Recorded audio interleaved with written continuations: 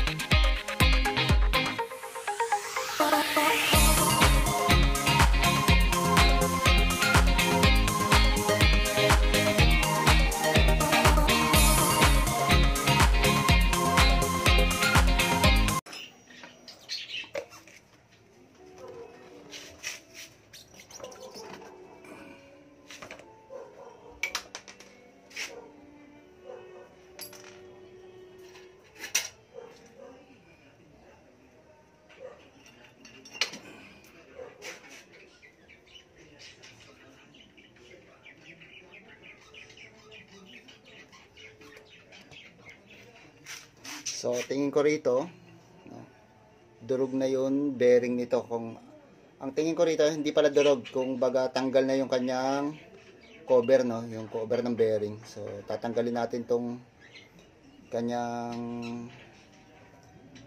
goma na to, tatanggalin natin yung kanyang to para makita natin kung ano yung status na ng ating bearing. Yan. Tingin ko ito yan.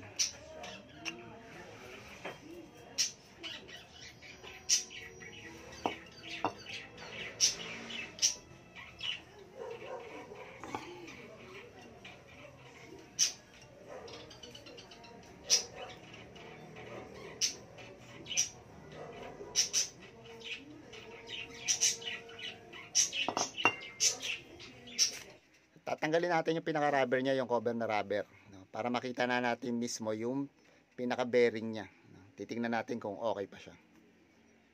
Sinungkit lang natin yan. So natanggal natin yan, no, madumi siya. No. Sinungkit lang natin siya ng flat screw. Tapos ito yung kanyang bearing. Okay naman siya, madumi lang. No. Inikot natin, okay pa. No. Testing natin iikot. Malalaman natin yan kapag nalinis natin kung talagang okay pa siya. Lilinisin natin lahat yan, no? Lahat ng tinanggal natin, pati yung mga excess na grasa, no? Tanggalin natin yan para malinis na malinis. Kasi minsan yan ang nagiging sanhi, no? Linisin natin, gas lang ang kailangan natin, no? Yan. Ito yung bearing niya, maganda pa na may iikot, tsaka hindi pa siya maalog. Ayos pa rin yung pinaka housing ng bearing, no? Yung mga naka-support sa pinaka-bulitas ng ating bearing. Yan, okay pa siya. Alog-alogin natin, okay pa. Pero pag maalog na at nakita nyong hindi na maganda, no, kailangan na natin palitan yan. Pero ito, okay pa naman siya. Nilinis lang natin. Yan, maganda pa ang ikot niya. Linisin lang natin mabuti siya, mga ka-riders. Ito, linisin rin natin yung pinaka-sprocket na yun, kung saan nakalagay yung bearing. Linisin din natin yan. Buhusan lang natin ng gas, yan. Tapos punas-punas lang para malinis na malinis. Nga pala mga riders, huwag nyong kakalimutan suportahan ng aking channel, no, Jello Workshop, no. Mag-subscribe kayo, tapos pa-share at pa-like na rin ng video at pa-hit na rin ng ating notification bell para ma-notify kayo kung meron tayong video i-upload. So, ayan lang. Nalinis na natin yung kanyang bearing. Pati itong cover niya, no? Yung pinakagoma.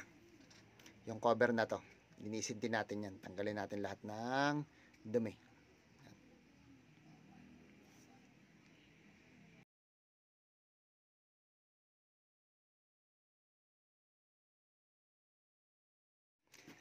Lilinisin na rin natin mga riders yung kanyang kadena, yung chain niya, no? Dahil minsan ito rin nagiging dahilan kung bakit malagutok yung ating gulong sa likuran, no? Nadaplis na siya sa sobrang dami ng dumi, no? Tsaka isa pa, hindi na maganda yung ikot niya sa pinaka sprocket natin, no? Dahil sa dami ng narikit na dumi sa kanya. Kaya yan, babrasin lang natin siya kabilaan, no? Para malinis na malinis. Ganyan ang paglilinis niyan. Tapos pupunasan nyo lang siya ng basahan kapag natapos kayo para matanggal yun talagang mga nanikit na dumi. Gamit lang tayo ng brush na sipilyo. Ganyan lang mga ka-riders.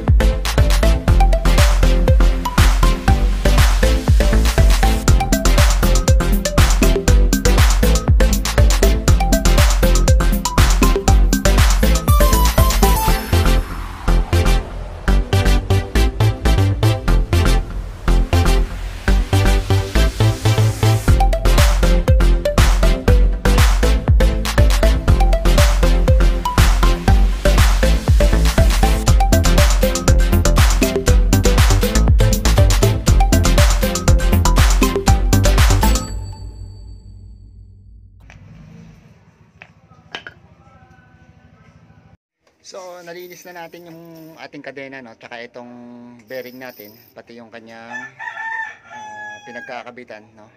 Yung sa may sprocket. So, ilalagay na natin siya. So, hindi na natin kailangan ng pressure, no? Ganito lang ang ating gagawin. Lalagyan muna natin siya ng grasa. Kabilaan niyan, kailangan lagyan natin siya ng grasa para gumanda yung kanyang ikot.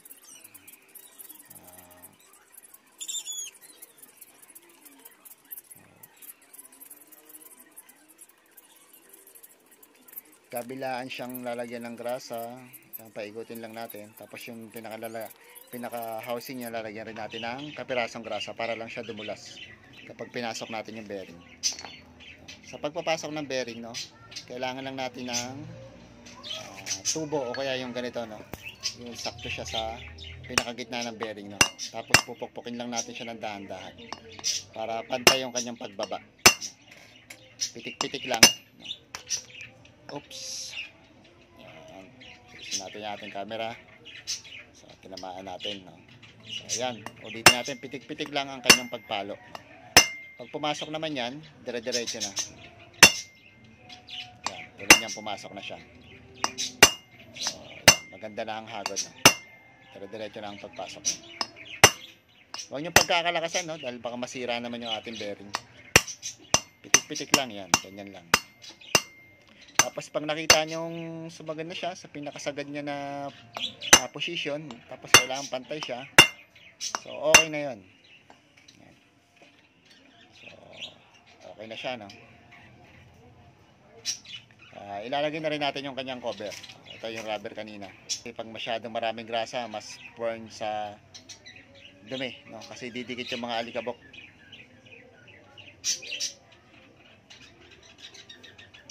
Ayan, gaganyan nyo lang siya. Tapos, pukpukin nyo siya ng konti, no?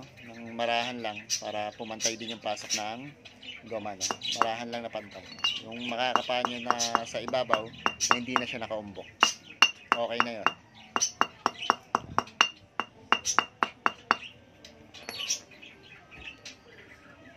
Tapos, punasan lang natin para malinis. Okay na siya, ikakabit na natin siya. Ilagay na rin natin yung kanyang bushing sa loob, no? Ito yung metal na to. Yung maliit, yan yung nakapasok sa bearing. So, yan. Punasan rin natin ng konting grasa, kapiraso lang. Para lang dumulas siya. Magandang ikot. Kumbaga suwabeng-suwabe. May dulas ng konti. Tapos okay na siya. Babalik na natin. Yan, ganyan ang pagpasok. Yan.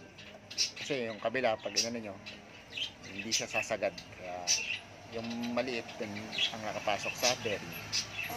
Laro-laroin lang natin. Okay na siya. Kakabit na rin natin yung kadena. Kunin natin yung kadena yan. Okay na siya. Tapos yung lock. Papakita ko sa inyo kung paano siya ikabit. So, punta tayo sa motor. Lagay na natin tong kadena na to. Simple lang naman yung pagpasok nito kung paano nyo tinanggal kanina. Kung paano natin pala tinanggal. Ganun din yung pagbalik, no? So may alog to, no? Natural lang yun. May play talaga yun. Maliit na sprocket na yan. Natural na umaalog yan. Kasi kailangan may play siya. Hindi siya pwedeng naka-stack lang, no? Kasi pag may naka-stack lang siya, yun steady lang siya na walang play. Pag umandar ka, parang malakas ang kadyot, no? Kaya kailangan may play siya. Yan, lusot lang natin yung kadena.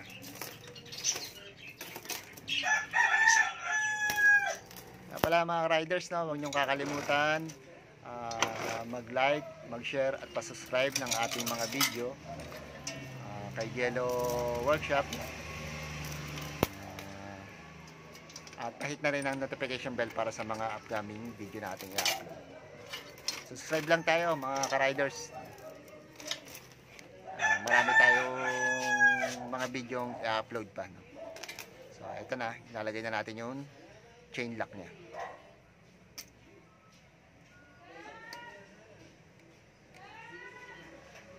So ayusin lang natin, no? Kasi bumuka kanina. So ibabalik lang natin sa dati. Pitin lang natin siya ng plies para bumalik yung dating portion niya na hindi siya masyado nakabuka. Okay na, yan. Ayos. So lagay na natin siya. Papasok nyo lang naman yun. Tapos sa dalawang butas sa bawat end ng ating kadena. Tapos ilalagay nyo yun. Ito, yan. Bago yun lock. Tapos yung lock na. Yung lock madali lang ipasok yun.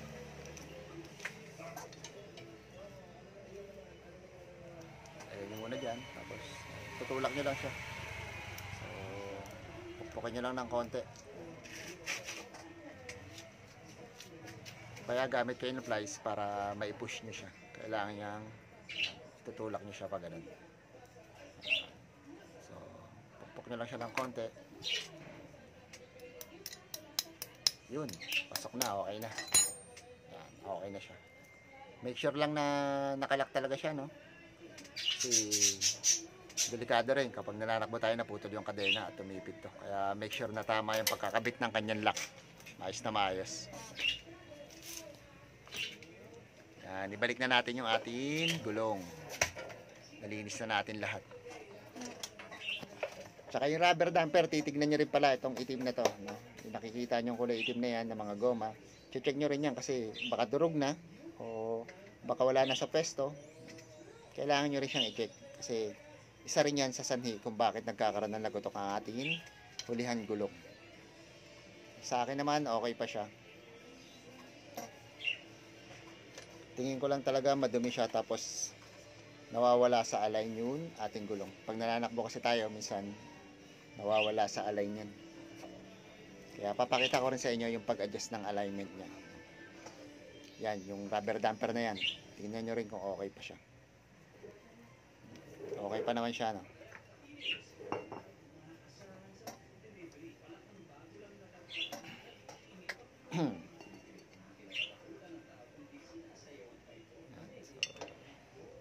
Balik lang natin.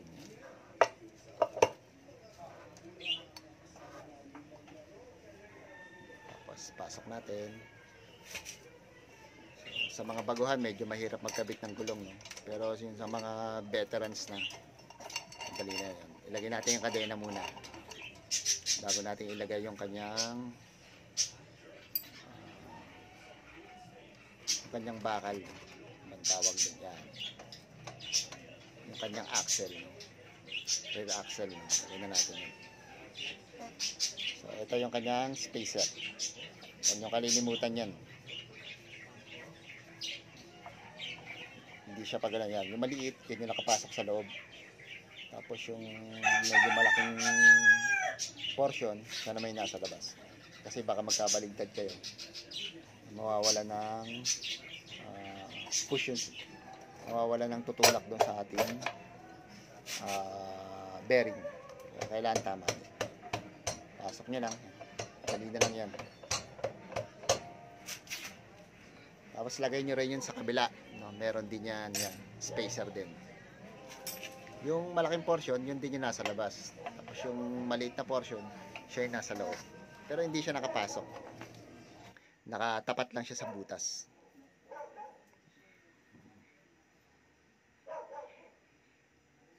Pukpok lang.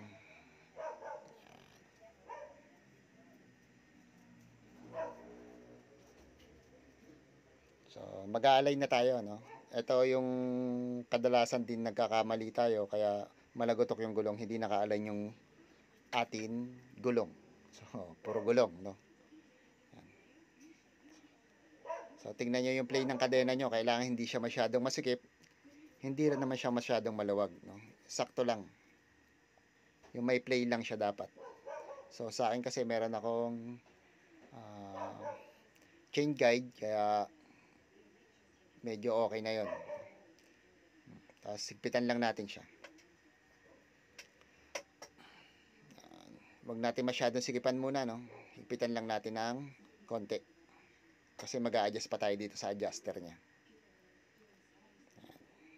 Tapos balik na natin yung mga nakalagay sa atin preno sa likurang bahagi ng gulong.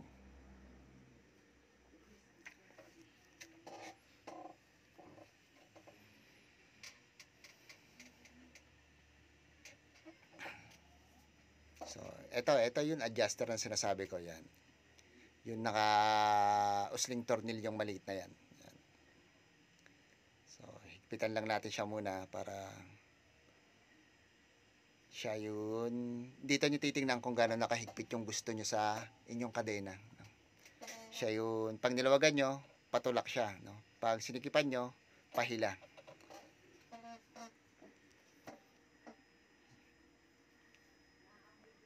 Sikipin lang natin konti. Huwag naman masikip na masikip. Para hindi lang siya nakalus.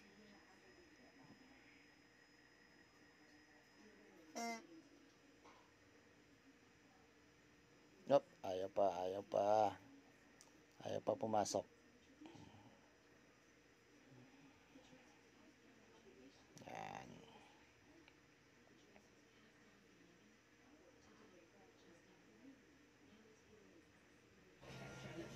So, ayan na, no? Yan yung pinaka-adjust niya, no? Tingnan nyo yung play ng kadena. So, yan.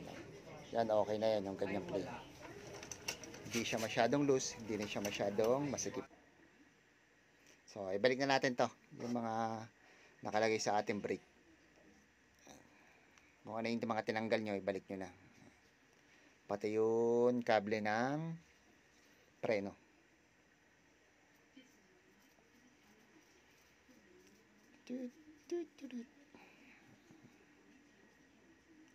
Nga pala ulit mga ka-riders, huwag nyo nga palang kalilimutan ulit mag-subscribe kay Jello Workshop at palike ng aking mga video. Pa-share na rin at pahit ng notification bell para ma-notify tayo kung meron tayong upcoming video. So, sa pagkakabit din ng preno, tingnan nyo kung okay na, no? Adjust nyo rin yun. So, ngayon higpitan na natin. Hindi nga lang masyadong mahigpit.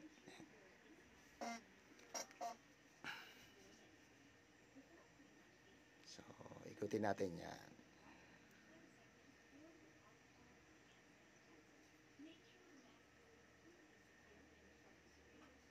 Tapos, eto na yung sasabihin ko sa inyo yan. Yung may mga ano yan, may mga guhit yan. Diyan nyo titingnan kung parehas yun inyong pag-adjust, no? Yan. Ito i-adjust nyo. Nakita nyo yung mga guhit, no? Kailangan parehas siya doon sa kabilang portion. Yan. Tapos dito rin sa kabila. Kung ilan yung guhit sa kabila, ganun din dito, no? Tatlo sa kabila, no? Tatlo rin. Tapos yun, pinaka minimum distance niya sa dulo ng kulay black. Yan. So, okay na siya ating mga riders. Susubukan na natin siya. Naikabit na natin. So, okay na siya. Nawala na yung nagutok niya. Maganda na yung takbo niya. Ganun lang, no? Hindi pa sirayin yung bearing o yung rubber damper. Linis lang ang kailangan. Tapos tamang pag-adjust. So, yun lang mga riders.